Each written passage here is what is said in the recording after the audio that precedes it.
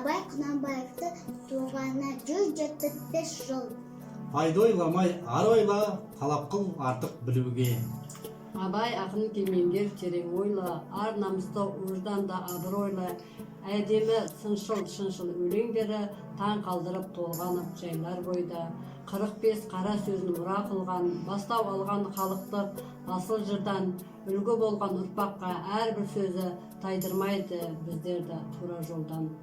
Абай Құнанбаев қыз, сүр болып, сөз болып қаптайды спан, көз болады қолдыман жерді басқан, білмеймін туйғаныма тоңғаныма, жыл қойна бие қашқандай жарысқан, жасыл шөп бәйшешек жоқ бұрынғыдай, жастар күлмес жүгірмес бала шулай, қайыршы жоқ кемпірдей түсі кетіп, жапырағынан айырылған ағаш құрай, біреуім алмасы тізгі салы бейім, салбыраңқы тартылды жыртық киім, енесіне ертіп шуда жібін, жас әлде жыртылған жамайды үйіп.